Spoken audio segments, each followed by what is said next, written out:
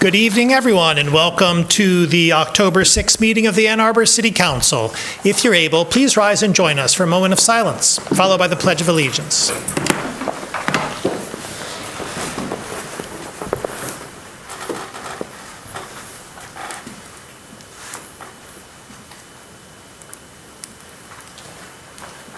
I pledge allegiance to the flag of the United States of America and to the republic for which it stands, one nation, under God, indivisible, with liberty and justice for all. Would our clerk please call the roll of council? Councilmember Dish? Here. Councilmember Harrison? Absent. Councilmember Watson? Absent. Councilmember Malik? Here. Councilmember Rodina? Here. Councilmember Ghazi Edwin? Here. Mayor Taylor? Here. Councilmember Iyer? Councilmember Cornell? Here. We have a quorum. May I have a motion, please, to approve the agenda? Moved by Councilmember Iyer, second by Councilmember Briggs. Discussion of the agenda. All in favor? All opposed? The agenda is approved. Do we have communications today from our city administrator? No, Mayor. We have today the pleasure of a report from the chair of the Independent Community Police Oversight Commission, Chair Carter. Chair Carter, you have the comment. Good afternoon, Mayor Taylor, Mr. Administrator, councilperson, city clerk. Good evening.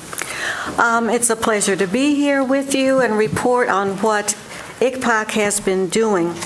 As you may know, we don't meet in July or August, and so our first meeting in a while was last week, our September meeting. However, during that time, we are still working, we're receiving complaints and working to resolve them. Last week's meeting was one of the largest attended that we have had. We decided to take the time to review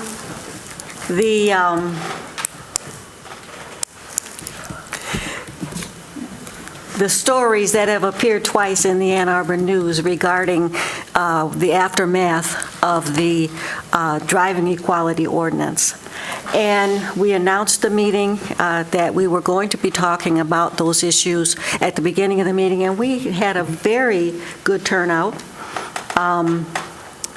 The chair and vice chair of the Human Rights Commission came, and Councilperson Harrison spoke, giving a little background about the ordinance, and then Chief Anderson spoke. As you know, the article in the Ann Arbor News reported that the actual number of black drivers that had been stopped had gone up since the ordinance was passed, and that concerned us. We don't believe anyone should be targeted because of the color of their skin, and of course we know that the council agrees with us having passed the ordinance. So we decided to look into it, and also the current president of the NAACP, Ann Arbor branch, came and spoke. What we learned from Chief Anderson is that he had prepared and implemented a policy. And since the policy was implemented, the numbers of those kind of stops went down to near zero. So I think everybody, we have, and I think on our website, we're going to post some of the documentation that we were presented at the meeting. So it was a very successful meeting, and I think everyone who came went away believing that they were satisfied with that information. Our policy committee is still working. We are actually looking at every policy of the Ann Arbor Police Department to see if we want to make any suggestions for changes or upgrades on those policies. So that is still ongoing. We are still having our transparency meetings. We have one coming up next week. And for those who don't know exactly what that means, you may remember that we had a back and forth as to what information ICPOC could see from police reports, what was going to be redacted, and it was our position that we needed to see everything so that we could clearly make decisions when complaints were made. And I know there was an issue of things getting out into the public, and so what Chief Anderson put together is transparency meetings where our information managers meet with the police department, and we are able to see all of the police reports. We're able to see all of the in-camera, body-worn camera footage, and this has worked out, we think, very well. So we are looking forward to this year. On your agenda is a vacancy. We had one of our members who, because of her job duties, has had to step back, so I want to put that out there. We are looking again for another commissioner. And that's the update. Unless there are any questions, we're done. Thank you. Thank you. We now come to public comment reserve time. Public comment reserve time is an opportunity for members of the public to speak to council and the community about matters of municipal interest. To speak at public comment reserve time, one needs to have signed up in advance by contacting our city clerk. Speakers in all instances will have 3 minutes in which to speak, so please pay close attention to the time. Our clerk or the time clock will notify you when 30 seconds are remaining and when your time has expired. When your time has expired, please conclude your remarks and cede the floor. Our first speaker today is Alex Lowe.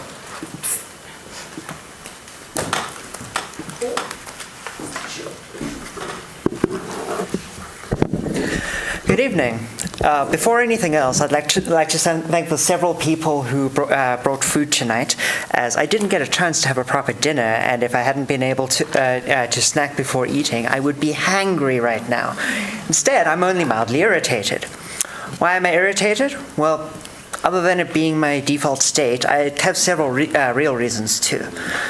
First, I'm irritated with the quality of our discourse. Some of my neighbors appear to believe that their convenience is worth the lives of others.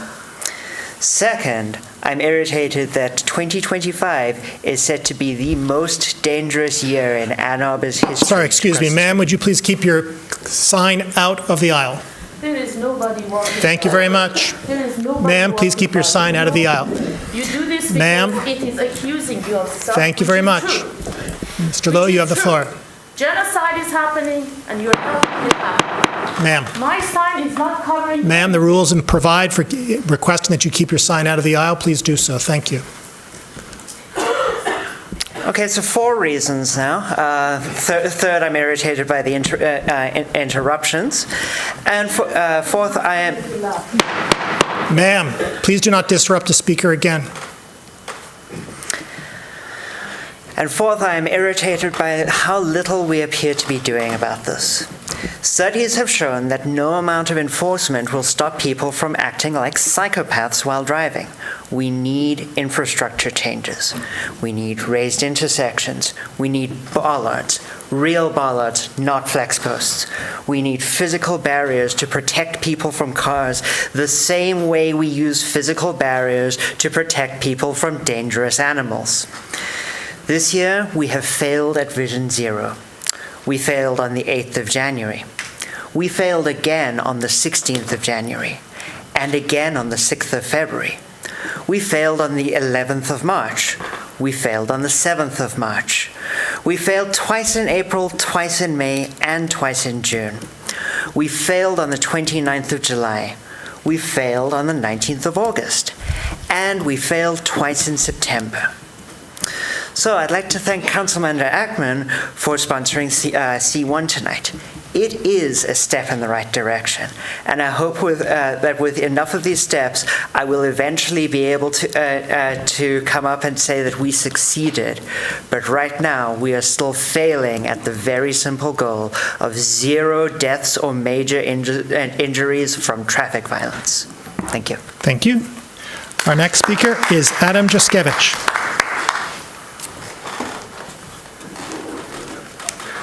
Thank you for allowing me to speak tonight. My name is Adam Juszkiewicz, and I live in the 4th Ward. I'm speaking in support of item C1, a change to the Transportation Commission's duties to review traffic crashes. I think this is a useful change and ask that you advance it to second reading. But I mainly want to speak to the broader topic of Vision Zero, which this ordinance supports. I will focus on pedestrian crashes resulting in serious or fatal injuries. I think we have a better handle on bicycle crashes, and we're certainly investing in good bicycle infrastructure. One point I want to make is that we are all pedestrians. We are all pedestrians. Whether we walk, drive, ride our bike, or take the bus, we are all pedestrians. I took the bus here tonight, but I walked from my house to my bus stop, and from Blake Transit Center to City Hall. When I drive my car, I park and walk to my destination. The folks who rode their bikes here tonight locked them up and walked into City Hall. We are all pedestrians, and that's why I don't know why we seem to be so afraid of causing moderate delay and inconvenience to drivers in order to make our streets safe for pedestrians. All those drivers were recently and soon will be pedestrians. They deserve to get to and from their cars safely, just as I deserve to get to and from my bus safely. Pedestrian safety is good for all of us because we are all pedestrians. This council has committed and recommitted to Vision Zero, but people are still being killed and maimed by traffic violence on our streets, with 2025 on track to be the worst year in a decade. Where are the results? What will you do to end this crisis? Do you see it as a crisis? Do you, Mr. Downey? I'm glad to see stepped-up enforcement of speed limits on major corridors recently, but speeding isn't the only problem. We need more crosswalks, red lights, and stop sign enforcement across the city. We also need better enforcement on minor but still problematic corridors such as Liberty, 7th, and Green, where drivers routinely speed and ignore people in crosswalks. But enforcement isn't enough. The police can't be everywhere, and as soon as they move on to a different part of the city, people notice and start speeding again. We need to slow drivers to non-lethal speeds where they interact with pedestrians. We need more and better marked crosswalks with daylighting. We need to eliminate the flashing yellow arrow phases on intersections where there are no beg buttons to cancel them. We need to eliminate excessive lanes, and we need to take over the state trunk lines so we can implement the same measures there. When I've talked to city staff, they are knowledgeable, capable, and appear willing to follow through and do what is necessary. They need your support. We have people in our community who have the expertise in this area, and several of them serve on Transportation Commission. They need you to listen to them. We spend plenty of money on consultants and studies that tell us mostly what we already know. When these studies conclude, we must prioritize implementation. Every dead or maimed road user is a policy failure resulting from choices you make at this table. We need you to do better. Please do better. Thank you. Thank you. Our next speaker is Kathy Griswold. I'm also speaking on C1. Good evening. We are here tonight not just as citizens, but as neighbors, profoundly concerned and frankly deeply frustrated by a crisis of safety unfolding on our streets. I know people are tired of hearing from me. I am even more tired of stating the obvious. Ann Arbor's pedestrian crash rate is not just increasing, it is reaching tragic record-setting levels. Most of us know someone who has been seriously injured in a pedestrian crash.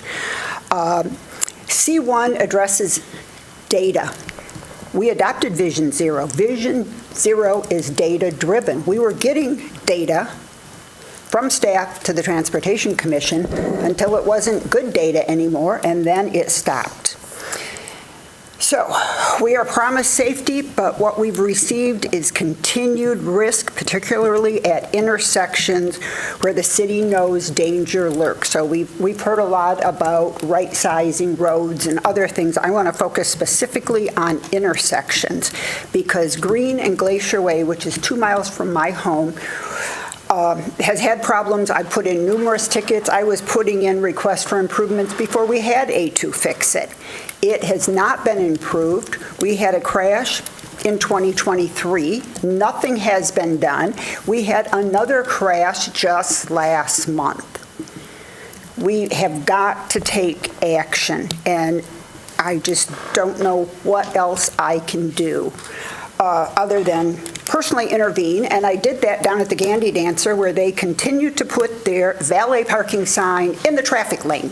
And I asked them to move it, and they said that they couldn't because the big trucks couldn't get in to have valet parking unless they put their valet sign in the street. So I simply said, if I see it there again, I'm going to steal it.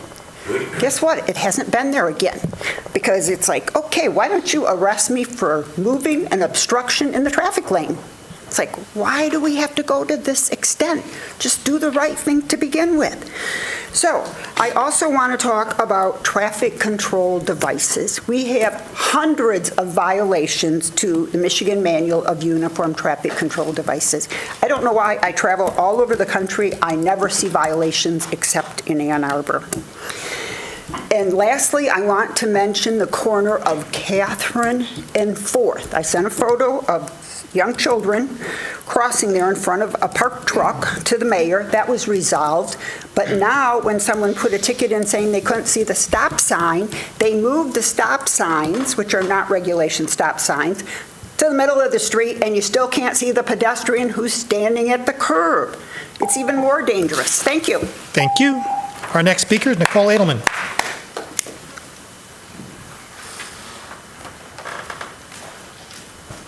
Good evening. Thank you for having me. I'm here to slightly change the topic to housing and homelessness.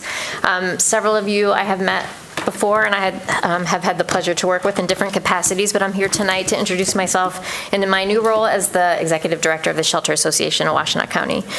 So I just wanted to come here tonight to express my appreciation for the support that City Council has provided to the Shelter Association, and thereby to those most vulnerable in our city and in our county. So I appreciate that. And I also wanted to extend an invitation. I'm happy to meet with council as a whole or anyone individually as needed. So please feel free to reach out to me. The city administrator and I are in touch and have been working together for a year in different capacities. So thank you again for your support, and I look forward to working with you. Take care. Thank you. Our next speaker is Kirk Westfall.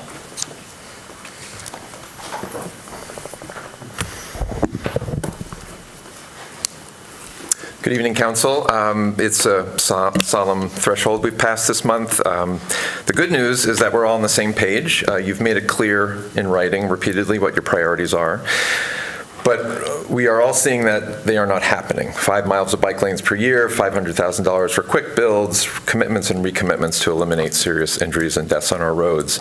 None accomplished or even close. I'd like to cover 3 topics tonight. The trunk line transfer, where does it stand? What is the timeline? What is the holdup? Who do we need to lobby? Number 2, quick builds. A year and a half ago, I was here sharing a video with you that showed a near miss of a child in a crosswalk in San Mateo, California. I showed you how 2 days later, the city put up flex posts and narrowed the road to prevent further double threat crossings in what they call the pilot project. The pilot is still there. I emailed you an example from Jersey City where city staff, quote, installed small diameter mini roundabouts at 2 intersections using whatever materials the city had handy, traffic cones, planters, barrels, plastic delineators, and paint. It turned out that this worked better than everyone expected. Quick builds shouldn't be hard. A couple of you were here during Healthy Streets where the city widened sidewalks and shifted lane lines. We also see road crews shut down lanes all year round for construction projects, and motorists cope just fine. Cities can do this. Third is the road right-sizing project. 2 years ago, you acknowledged that our multi-lane roads are disproportionately harming us. The road right-sizing project had the right idea, but this project currently presents 2 major problems. The first is that the consultant Tool Design is laboring under the misunderstanding that it's their job to merely lower speeds and balance priorities between safety and congestion. This is, by definition, not Vision Zero. It is dangerously incorrect and requires your intervention. Not once in their first meeting with the city, for example, did they mention the directive to eliminate deaths and serious injuries.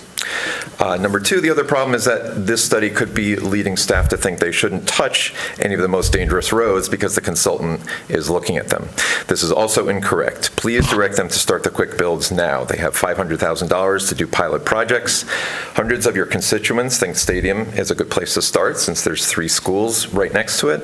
Or you can do Packard, or you can start with Green Road, which has been in the hopper for more than 10 years and nearly killed a pedestrian earlier this year. Just please start. If staff isn't willing to decide what to make safer, then you have to. The fact that you have the money but no results means it's either a communication problem or a personnel problem. In the end, just please do something and do it now. Thank you. Thank you. Our next speaker is Eric Ivanich.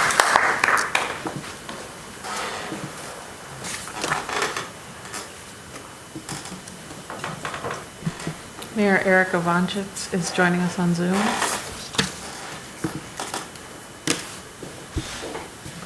Good evening, neighbors and city council members. My name is Eric Ivanich, and I'm speaking to you tonight from the 3rd Ward. So far this year, more people in our city have been seriously injured or killed while walking than in any full year since 2014. That's 2 lives lost and 11 people seriously hurt. And we still have 3 more months left in our year. 2025 was supposed to be the year we reached Vision Zero, a year without traffic deaths or serious injuries. But instead, we're on track for the most dangerous year in a decade. This is a crisis, and it calls for immediate action and constant action. Our police department has started focused enforcement along our high crash areas, and that's important, and we need to build on that. In these final months of 2025, we can take 5 immediate steps to make our streets safer. The first is to pass item C1 on tonight's agenda so our city administrator, police chief, and transportation manager regularly work with our Transportation Commission to progressively enhance safety, primarily through engineering, but also through targeted enforcement actions. Number 2, measure driver compliance at crosswalks. Number 3, deactivate flashing yellow arrows at intersections where controls cannot detect the presence of a pedestrian. Number 4, enforce driver compliance at signalized intersections to protect crossing pedestrians and all other users. And number 5, conduct targeted enforcement of Ann Arbor's crosswalk ordinance. But beyond these quick actions, we need to follow through on some longer-term changes that we've already discussed and in some cases even committed to. And the first of that list is to spend $500,000 already budgeted for quick build projects to make our most dangerous streets safer. The second is to ensure the roadway right-sizing project will slow traffic to sub-lethal speeds where people walk and bike. And the third is to complete the transfer of MDOT-controlled roads, because we cannot make real safety changes without local control. Our community has been clear. We are willing to slow down to save lives. Other cities have done it. The tools exist. We just need our leadership to act and to keep on acting. Let's not wait until another neighbor becomes another tragic statistic. Vision Zero isn't just a slogan, it's a promise, and a promise that requires constant follow-through. Thank you. Thank you. Our next speaker is Blaine Coleman.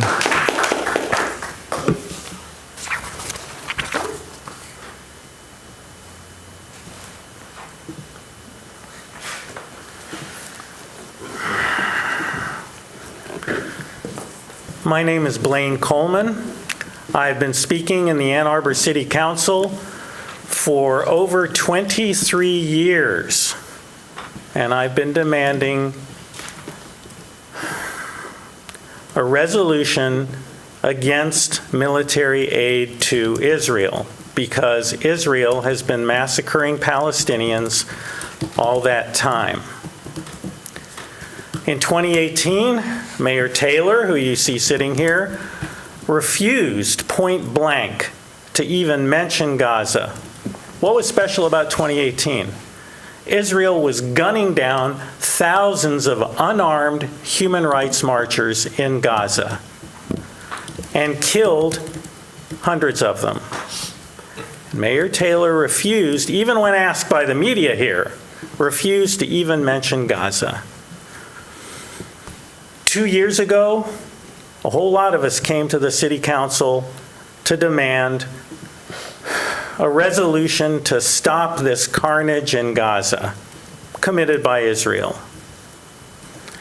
Mayor Taylor, again, very publicly said, this council is not going to talk about Gaza. The whole council sitting behind him agreed. Not one of them said a word about Gaza.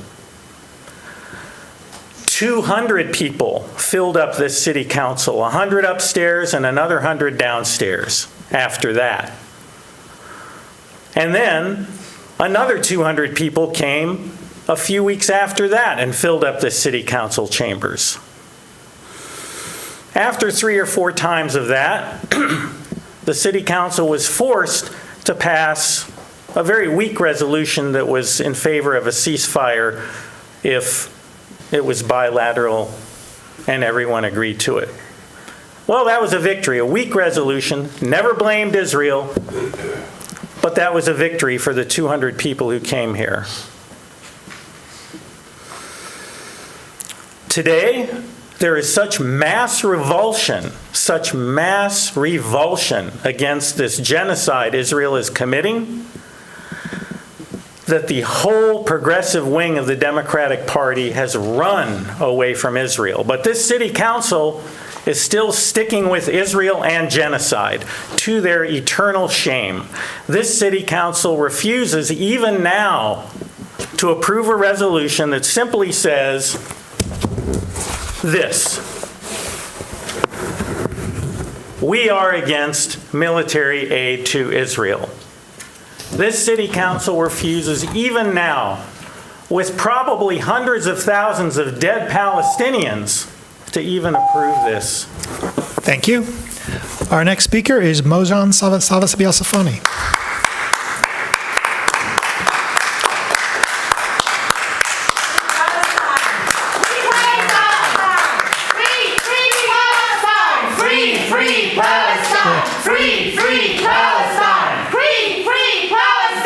From the river to the sea, Palestine will be free. From the river to the sea, Palestine will be free.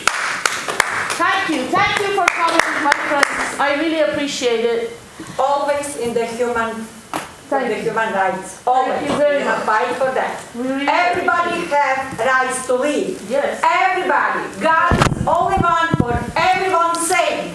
It's Ma'am? not different to God. God don't have favorite people. God loves all the kids.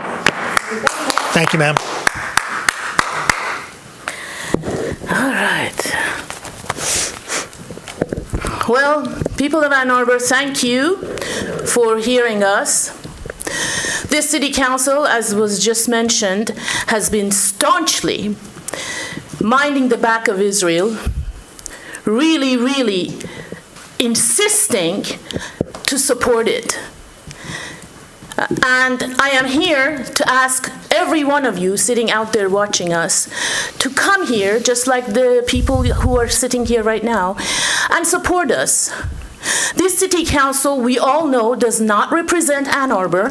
They represent those who contributed to their campaigns, and they are here to protect their interests, not ours. Not ours. Everybody in Ann Arbor knows this. I'm sorry, ma'am. This I'm Ann sorry. Arbor City Council, Ma'am, I'm sorry to interrupt. Sir, could you please get out of the aisle? The Thank you very Congress of much. the United States has been bought and paid for by Israel. The Senate has been bought and paid for by Israel. They don't defend us. They do not watch us. They use our tax dollars to slaughter people in the Middle East. Gaza, Lebanon, Syria, Yemen, they're all being slaughtered with American taxes.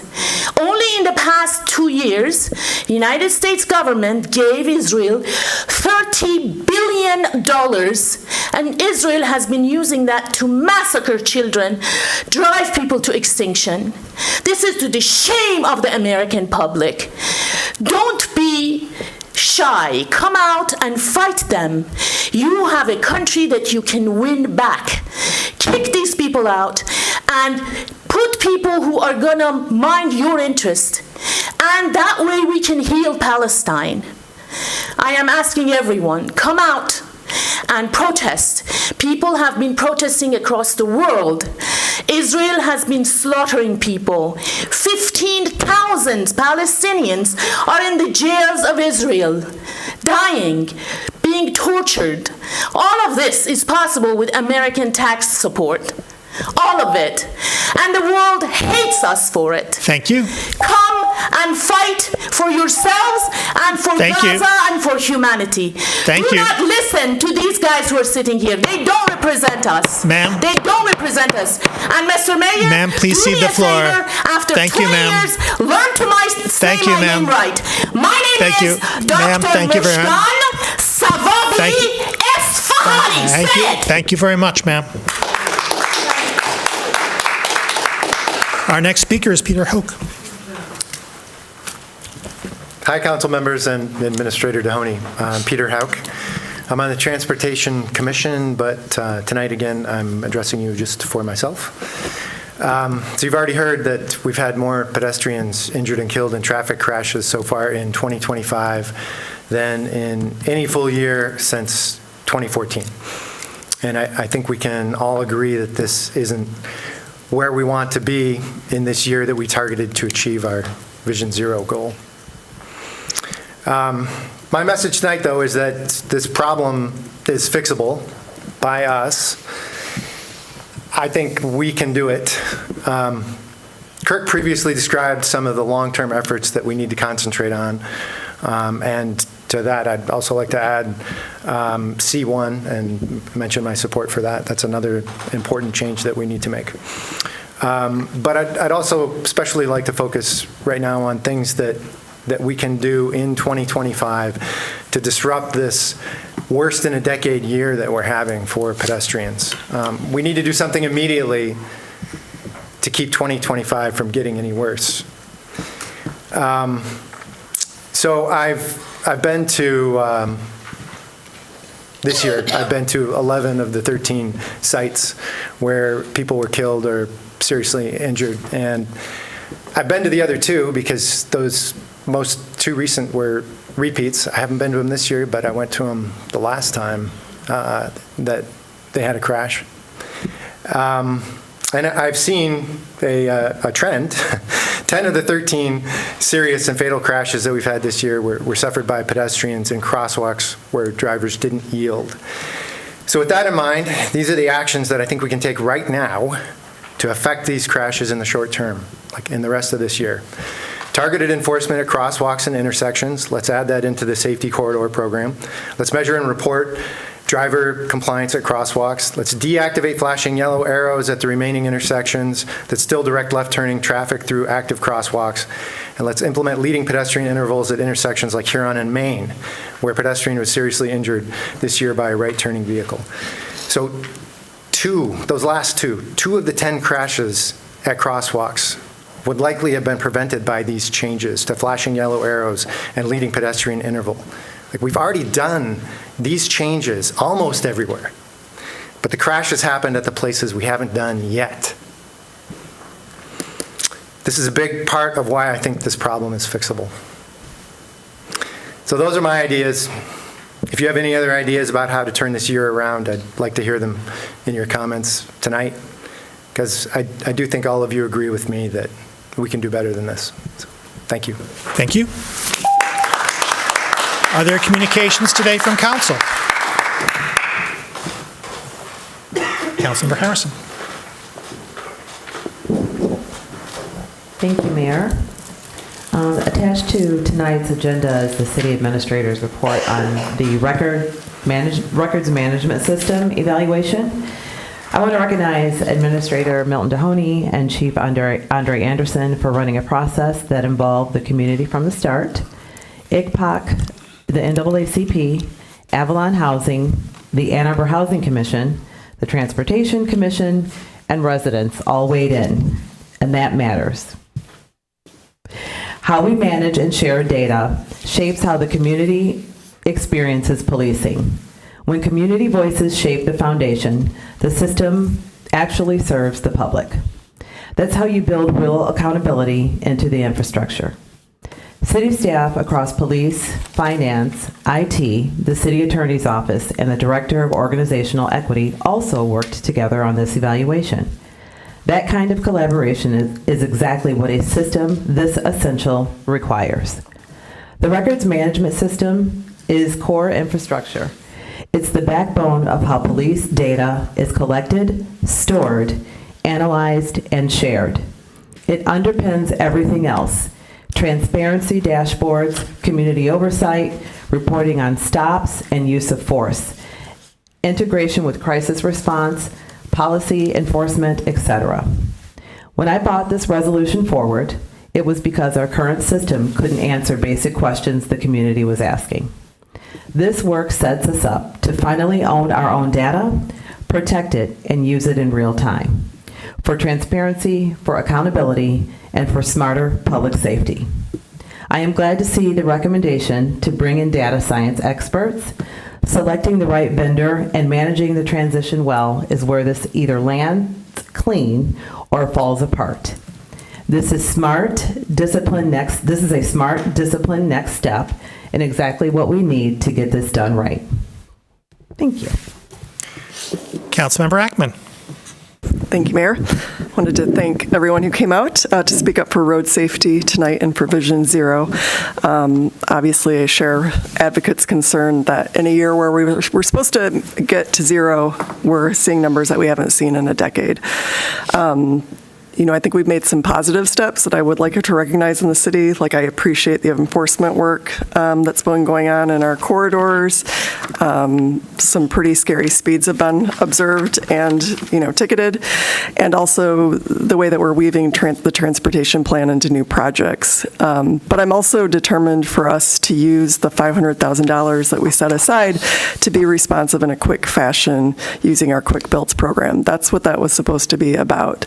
And I really appreciate Commissioner Houck's, focusing on where we're seeing these mostly and the types of things that seem like they would stand to make the most difference. I would like us to focus there. I think that was our intent when we brought forward that budget amendment, was, again, to be able to be responsive and to stop this from happening. Thanks. Councilmember Malik.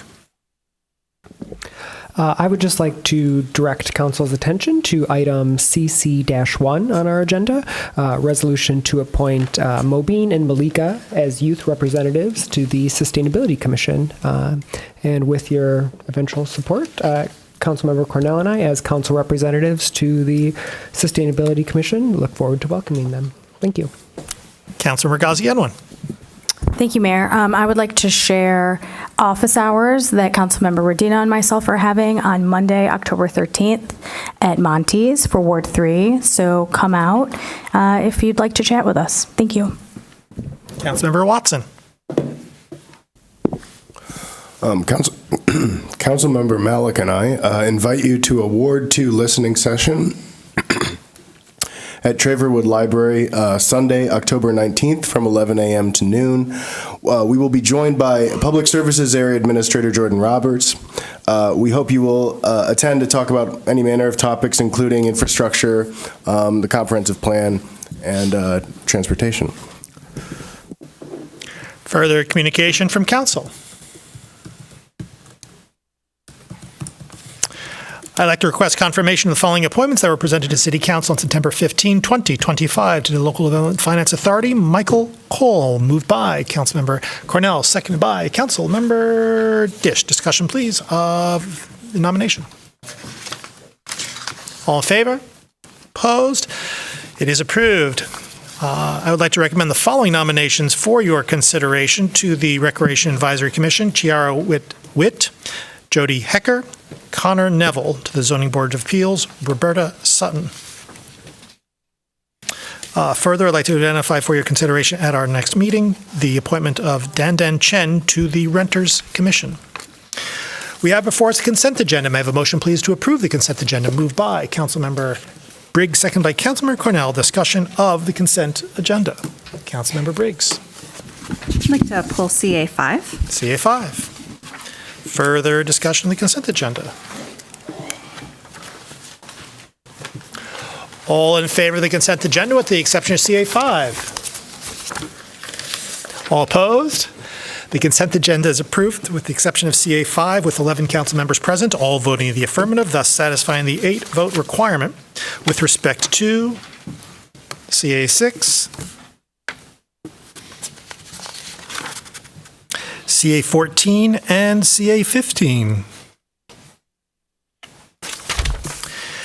CA5, resolution to approve a cost allocation agreement with the Regents of the University of Michigan for the high-level trunk line sewer capacity improvements project, moved by Councilmember Briggs, seconded by Councilmember Cornell. Discussion, please, of CA5. Councilmember Briggs.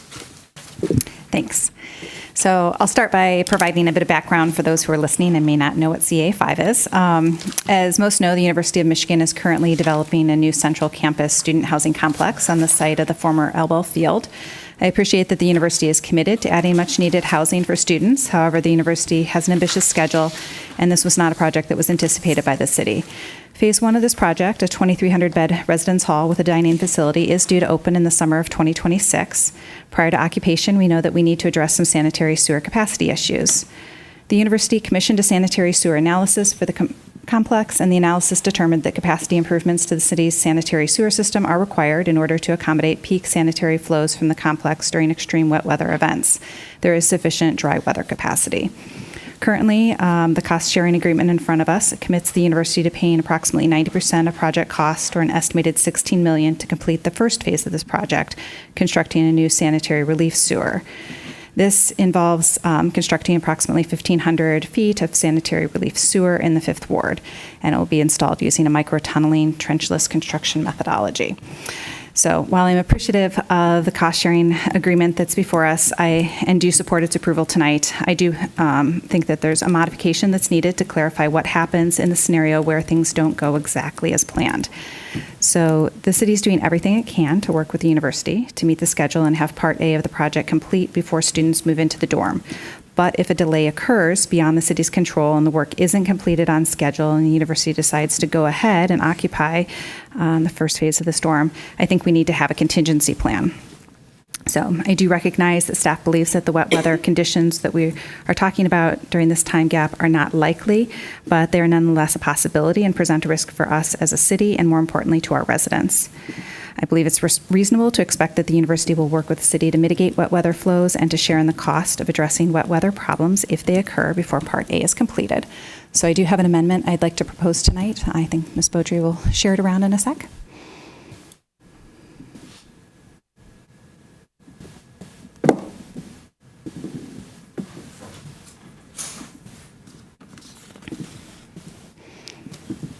So I will read that. Resolved that the City Council approves the cost allocation agreement with the Regents of the University of Michigan for response. This is an amendment to this resolve clause, that the City Council approves that the cost allocation agreement with the Regents of the University of Michigan for responsibilities and cost allocations for the high-level trunk line sewer capacity improvements project. And then this new part is subject to a subsequent amendment or supplement clarifying that the university's agreement to cooperate with the city to identify and implement reasonable, mutually agreeable wet weather mitigation measures and to treat any wet weather problems and claims and related costs as project costs to be paid according to the cost allocation in the agreement, 9010. Is there a second? Second by Councilmember Cornell. Councilor Briggs, that's your 3 minutes. Thank you. That was a lot. Is there discussion on the amendment, or is it friendly to the body? Oh, Councilmember Cornell? I probably could have waited for people to say if this was friendly, but I want to thank city staff for working on this with the university to meet the schedule and to have the first part of this project completed before students move in. I think that this amendment is fair and reasonable allocation of responsibility for addressing the risk of what is a remote possibility.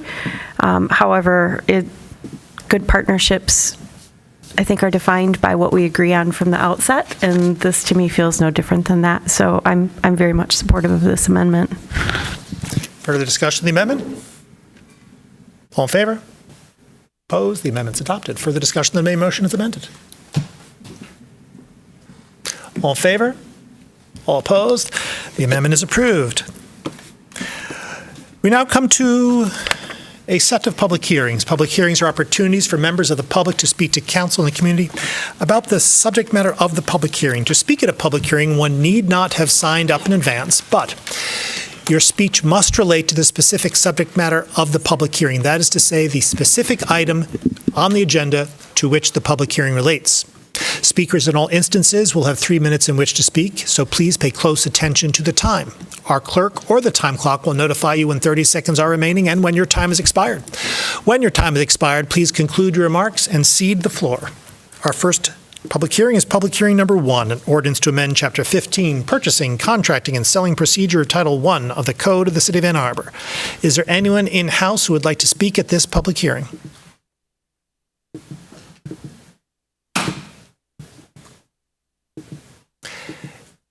Is there anyone online who would like to speak at this public hearing?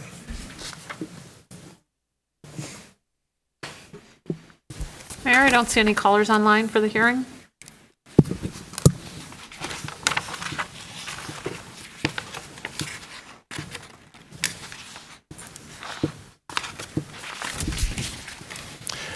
Seeing no one, this public hearing is closed. Public hearing number 2, an ordinance to add Chapter 95, temporary reduction of distance requirements between K-12 schools and marijuana facilities and establishments, to Title VII, Business and Trades of the Code of the City of Ann Arbor. Is there anyone in-house who would like to speak at this public hearing?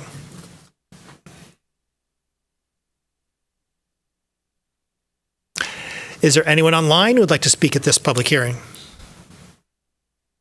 Mayor, I don't see any callers online for this hearing.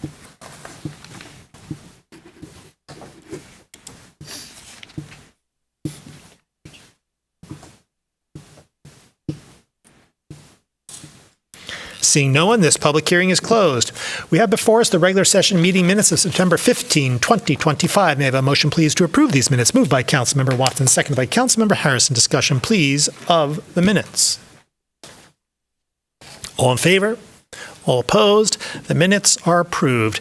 B1, an ordinance to amend Chapter 14, Purchasing, Contracting, and Selling Procedure of Title I of the Code of the City of Ann Arbor. Moved by Councilmember Radina, second by Councilmember Ghazi Edwin. Discussion, please, of B1. All in favor? Opposed? It is approved. B2, an ordinance to add Chapter 95, temporary reduction of distance requirements between K-12 schools and marijuana facilities and establishments, to Title VII, Business and Trades of the Code of the City of Ann Arbor. Moved by Councilmember Cornell, seconded by Councilmember Dish. Discussion, please, of B2. All in favor? All opposed? It is approved. C1, an ordinance to amend an ordinance to amend Section 120 of Chapter 8, Boards and Commissions of Title I of City Code. Moved by Councilmember Ackman, seconded by Councilmember Cornell. Discussion, please, of C1. Councilmember Ackman. Thank you. Okay, so a few words about this. This is largely about codifying a responsibility that Transportation Commission, in conjunction with staff, have been developing over the last year or so. And essentially that process is that serious injury and crash reports come forward once all of the relevant detail is known. It's detailed, discussed, and includes identifying mitigation strategies. I think this is still being refined, but like I said, this is an effort to codify within the bylaws what has been in process for a while. Thanks. Further discussion? All in favor? Opposed? It is approved. DC1, resolution to approve the election of Lynette Finley to a third consecutive term as president of the Ann Arbor Summer Festival Board. Moved by Councilmember Radina, second by Councilmember Malik. Discussion, please, of DC1. All in favor? All opposed? It is approved. DC2, resolution to accept and appropriate grant funds from the U.S. Department of Energy to support a community geothermal installation in the Bryant neighborhood and to approve an assistance agreement with the United States Department of Energy in the amount of $10,778,167. Moved by Councilmember Radina, second by Councilmember Ghazi Edwin. Discussion, please, of DC2. Councilmember Radina. Thank you, Mayor. I'll be relatively brief. I just want to say I am incredibly excited to see this project moving forward. Community geothermal in the Bryant neighborhood has the opportunity to serve not just as a giant step forward in our community-wide carbon neutrality efforts, but also can serve as a demonstration project for other projects throughout Ann Arbor and other communities throughout Michigan. Like all of the work out of OSI, this project is rooted in equity, intentionally aimed at serving one of Ann Arbor's most diverse and affordable neighborhoods, and once completed should serve serve to lower energy utility bills for everyone participating. It also helps eliminate the need for fossil gas heating systems, reducing greenhouse gas emissions and air pollutants in indoor spaces, which should improve the health of our neighbors. So I just want to give my sincere thanks to our hardworking OSI staff, our partners at CAN and the Bryant Center, and our funding partners. And I'd also like to ask our incredible OSI director, Dr. Missy Stoltz, if she'd like the opportunity to speak on this further, if she so desires.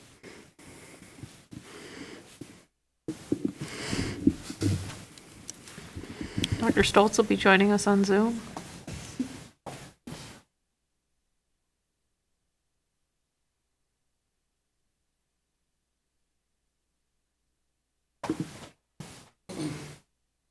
Thank you so much, Councilmember Radina, and it's a pleasure to be with you all tonight, albeit virtually, to celebrate this momentous moment. We write a lot of grants in OSI, and I will tell you, this is the one that made me jump up and down and get a little giddy, because we were pretty concerned when we started the Bryant project in terms of how we were going to decarbonize heating and cooling in the neighborhood without increasing energy burden. And this is a neighborhood that suffers from pretty extreme energy burden. And so when we won the planning grant, I thought, this might be it. And then when we submitted our final grant, I knew it was it, because we had incredible community support. We had wonderful collaborators. We had a fabulous partner at the table to help us fund this project. And here we are today. So I would be remiss if I didn't give incredible amounts of gratitude to all of you for trusting us as we went on a journey that started 4 years ago with, in truth, no idea how we were going to achieve the goals in Bryant. But here we are, fast forward, and what was a twinkle in our eye is now coming to fruition and is going to be, might not be, is going to be the first carbon neutral existing neighborhood in the country, thanks to this grant. So I just want to thank you all. I want to thank all the residents of Bryant who've been with us on every step of this journey, helping us find the solutions, to our friends in CAN. And I absolutely have to call in and call out Joe Lang on our team, who has become an expert in geothermal systems. So thank you for the opportunity to present this. It's been a long time in the making. Thank you. Councilor Ghazi Edwin.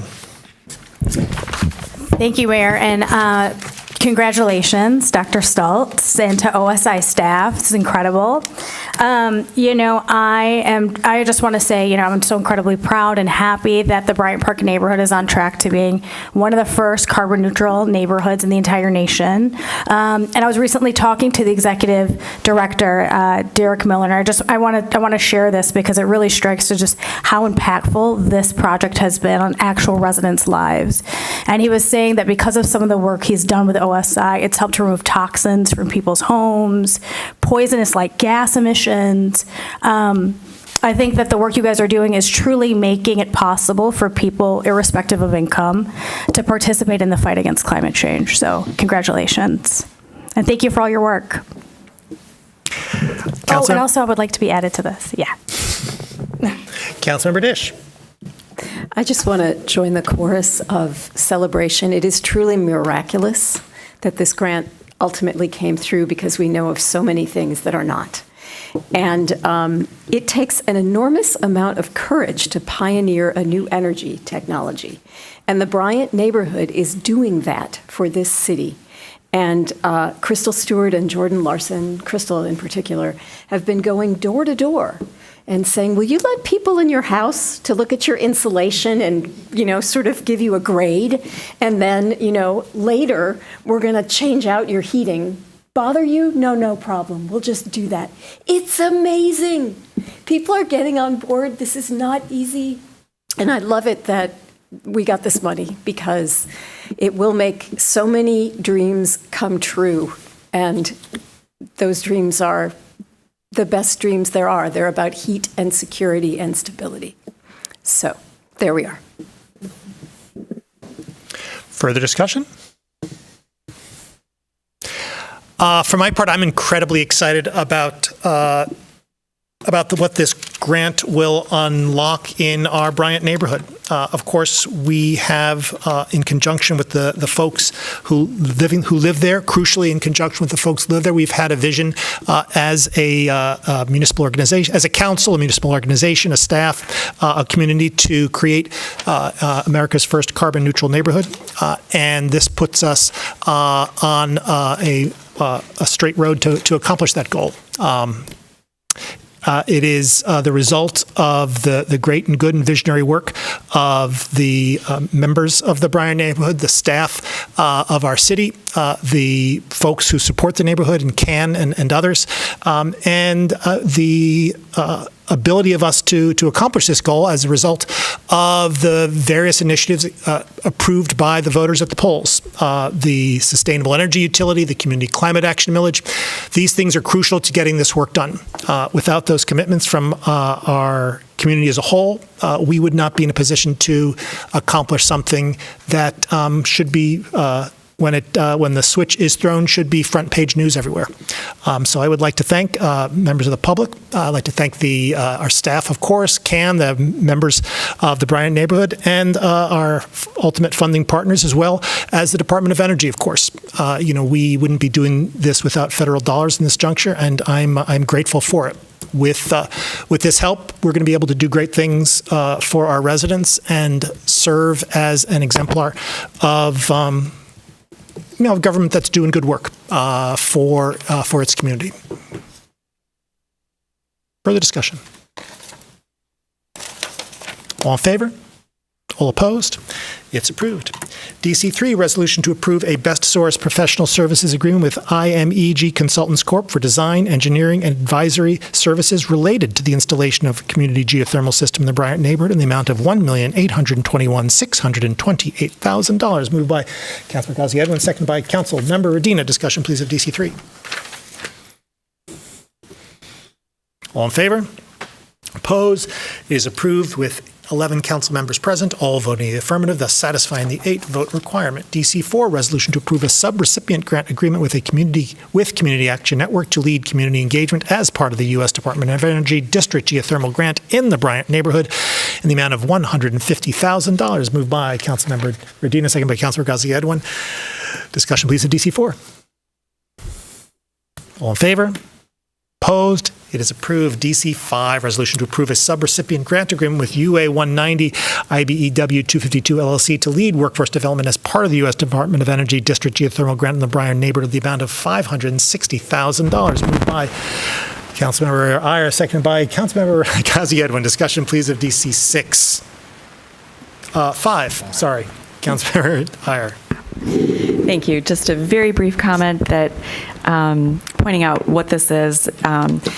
It's so important as we are moving towards new technologies like geothermal that we are supporting the folks who have been doing the work to heat our community for all of these many, many decades in transitioning their skills into the skills of the future. And so this part of it is really important in that sense, making sure that we have what we call a just transition so that we're not leaving the workers that we have relied on for so many years behind, but making sure that we are helping bring them along and train them for future jobs.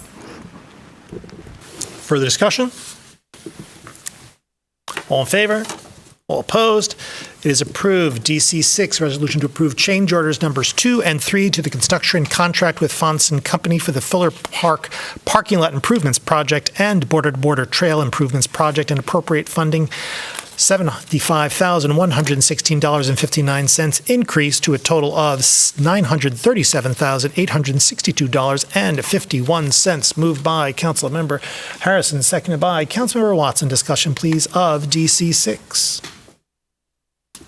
All in favor? All opposed? It is approved with 11 council members present, all voting the affirmative, thus satisfying the 8-vote requirement. Do we have the pleasure of a closed session today? No, thank you, Mayor.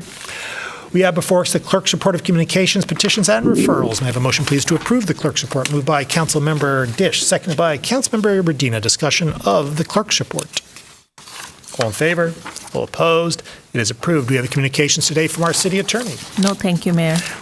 In the absence of public comment overflow, may I have a motion to adjourn, please? Moved by Councilmember Cornell, seconded by Councilmember Iron. Discussion. All in favor? Opposed?